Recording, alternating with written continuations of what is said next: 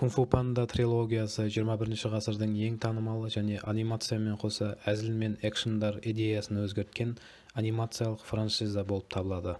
Бұл мультфильмдер сериясы мінсіз емес, бірақ керемет түсірілген. Қарайтын болсақ, бірінші сериясы қайталанбас, екінші бөлімі философиядан алшақтайды, ал үшінші сериясы томпақ пандалардың сүйкімділігіне назар аударған. Соның кесірінен шығарманың маңыздылығы азайды. Бірнеше кемшіліктеріне қарамастан, Поның шытырман оқиғасын және әзілдерін көру біз үшін қуаныш.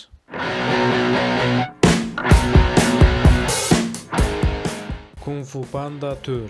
DreamWorks-тың жекпе-жек өнері туралы американдық компьютерлік анимациялық комедиялық фильмі Кунг-фу панда медиа франшизасының 4-ші толықметражды фильмі. Режиссері Майк Митчелл және Стефани Мастайн. Ал дыбыстауға алдыңғы бөлімдегі актерлер Джек Блек, Дастин Хоффман, Джеймс Хонг, Брайан Крэнстон және Эйн Макшейн оралды. Бірақ осы жолы Аквафина, Виола Дэвис және Ке Хьюи Кван кейіпкерлерді дыбыстауға келіп, өздерінің керемет дауыстарын паш етті. Сценарий авторлары Джонатан Айбел, Глен Бергер және Даррен Лемке. Ал композиторы қайталанбас саундтректердің авторы Ханс Зиммер және Стив Мацаро. Таратушы Universal Pictures. Мультфильмді түсіруге $85 миллион кетті. Сөйтіп үлкен экранға 2024 жылдың 8 наурызында шығып, ешқандай бәсекелессіз $543 миллион жинап хит атанды.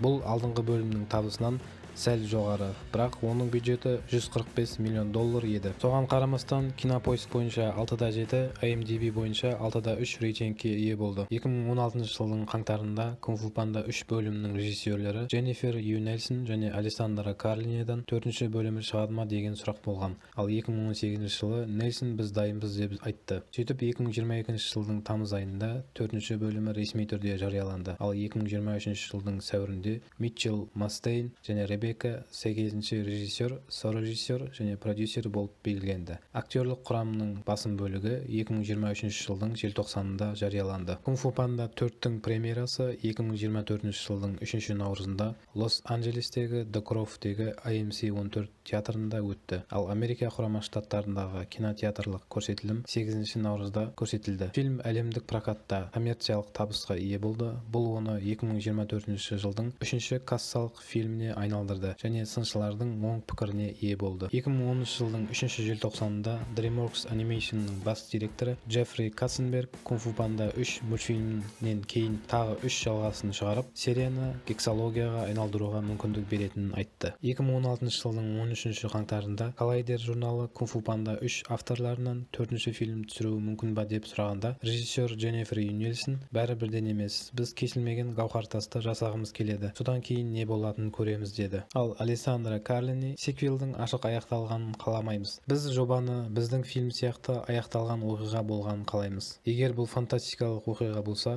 бұл өте жақсы деді. 2018 жылдың 2 тамызында Нельсоннен Кунг-фу панда 4 фильмінің шығу мүмкіндігі туралы тағы да сұрақ қойылды және ол нақты жауап бермейтінін айтты. Өйткені ол бұл фильмдер сериясын трилогия ретінде көрді. Әрине, егер назар Подан басқа кейіпкерге ауысса, онда ол квадрипилге идея қосатынын айтты. Осылай Кунг-фу панда 4 шықпауы мүмкін еді, бірақ 2022 жылдың тамызында Кунг-фу панда 4 әзірленуде және 2024 жылдың 8 наурызында прокатқа шығады деп жарияланды.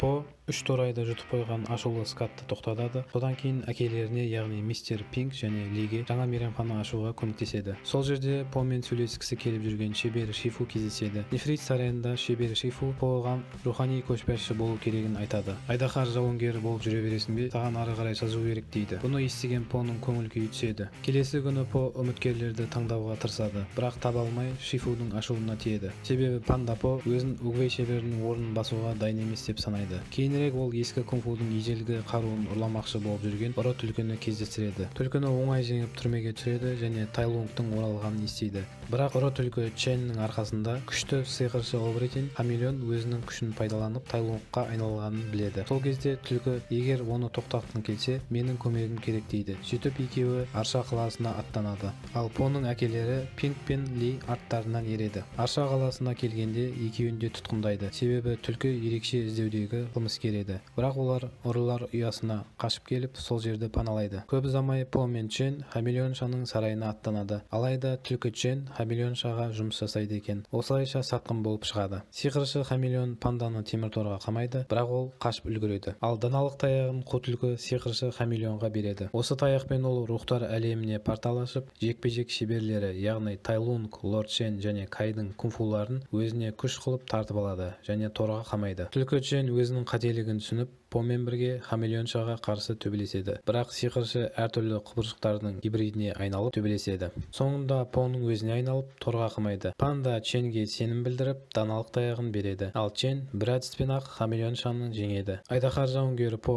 барлық зұлымдардың кунфуларын өздеріне қайтарып босатады. Ал Тайлунг өзінің қателігін түсініп, Поға ілтипатын білдіреді және хамелеоншаны жаза ретінде рухтар әлеміне алып кетеді. Қалай, не үшін? Олар нағыз қас жау қарсыластар емес пе? Тайлунг қалай ол құрметтейді Поны? Осы жерін дұрыс істемеген. Полар үйіне қайтқанда келесі айдаһар жауынгері қылып түлкі Ченді таңдайды. Ал титрдан кейін қаһарлы бестік, жолбарыс, маймыл, дәуіт, жылан және тырнамен жаттығуға көмектеседі. Анимацияның басым бөлігі DreamWorks Animation Grindel Premo'да жасалынған, ал суреті Moonray рендерінде салынған. Экшн сахнасы керемет түсірілген, олар сергек, серпінді және жақсы қойылған. Режиссер бұл мультфильмдердің экшн сахналары Кот в сапогах және Человек-паук через вселенная мультфильмдерінен шабыт алып түсірілгенін айтты. Және расымен анимациясы, жүрістері, төбелестер ұқсайды. Анимация әдемі жасалынған, алдыңғы бөлімдегіден 2 есе аз бюджетке қарамастан, жергілікті Қытайдың сұлулығын, әлем алқабын, мегаполисті әдемі көрсеткен және басқа жерлер ашық түстермен көмкеріліп, детальдары көрнекі орындалған. Ол үшін авторларға рахмет. Ал саундтрегін жазған 66 жасқа келсе де, музыкаға деген талғамын жоғалтпаған Ханс Циммер өзінің ерекше композициясын тарту етті. Ал минусына картинаның өрбуі және баяндалуын жатқызсақ болады. Себебі бұрынғы сериялар сияқты баяу және драмаға толы сахна жоқ. Тек экшн, төбелес, атыс, шабыс, қашыс және тағы басқа бар. Осының кесірінен кейіпкерлерге жан ашу және олардың ішкі жанын түсінуге мүмкін емес. Ең басты минустарының бірі сценаристердің Поны ақымақ қылып немесе күлгендерінде. Себебі 3 серия бойы Поның кейіпкерінің қиындықтарға төтеп беріп дамығанын көрдік. Ал осы сериясы Поны екінші планға итеріп қойып, басты рөлге қу түлкіні қойғандай болды. Және картинаның аяғын шамамен немен бітетінін біліп отырасың. Ал басты зұлым хамелеоншаның осы кунг-фу панда серияларының ішіндегі ең әлсіз антагонисті. Оған тіпті есімде қоймаған ғой. Оның алдыңғы оқиғасы флешбекпен де көрсетілмеді. Осыдан біз хамелеонша туралы ештеңе білмейміз. Мен кішкентаймын, маған ешкім кунг-фу үйретпейді, мен ашуланамын, мен әлемді жаулаймын дейтін плоский және қызықтырмайтын зұлымдар қатарынан болды. Мен кішкентаймын дейді. Өзіңнен кіттай дәуітте жүр ғой мыртиып алып. Содан сұрамайсың ба?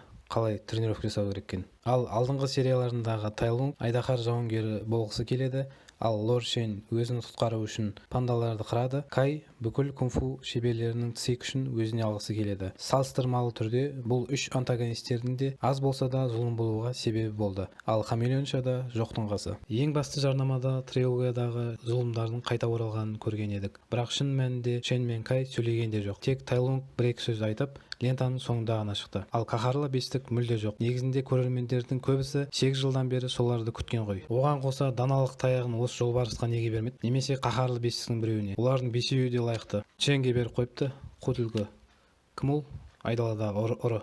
Қылмыскер. Шынымен қаһарлы бестік титрдан кейін ғана шықты. Әрине түп нұсқаны дыбыстаған Джеки Чан сетрагондарды бір уақытта жинау қиын. Бірақ бір айтқаннан кейін екінші планға болсын, ол кейіпкерлерді қосу керек дейді көп көрермен. Осы сериясы DreamWorks Animation компаниясының Глендейлдегі толығымен өзі түсірген мультфильмдердің бірі болады. Өйткені 2023 жылдың қазан айында Карту Брю DreamWorks өз күшімен мультфильм түсіруден бас тартып, сыртқы студиялардың көмегіне жүгінетінін айтты. Себебі қазірдің өзінде 2025 жылы шығатын DreamWorks мультфильмдерінің анимациясын Sony Pictures Imageworks жасап береді. Өте өкінішті, әйтеуір керемет және ерекше мультфильмдер шығаратын компания DreamWorks мүлде банкрот немесе жабылып қалмаса болғаны. Кейбіреулер DreamWorks студиясы соңғы мультфильмдерін $100 миллион асырмай түсіріп жатыр, бірақ жақсы табыс алып келіп жатыр дейді. Шынымен бұл олардың жаңа стратегиясы сияқты.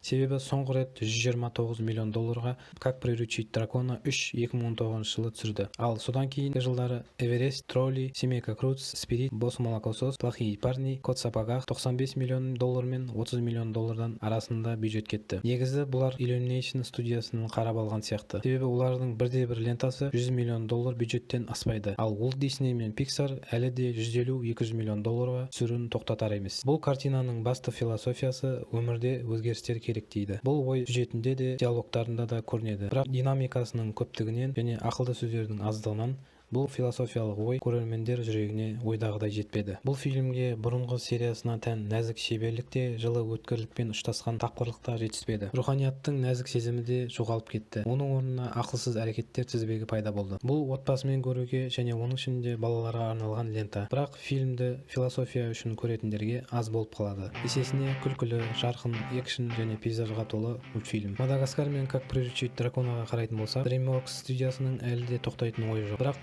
сериясы өз алдына жеке картина бола алмады. Себебі көп отсылкалар, фансервис және бұрынғы кейіпкерлерді қолдану мультфильмге кері әсер етті. Бәлкім бұл жағдайда студияның ең дұрыс шешімі осы франшизаға ең керек нәрсе скидыш жасап рухтардың кинематографиялық әлеміне жіберу шығар.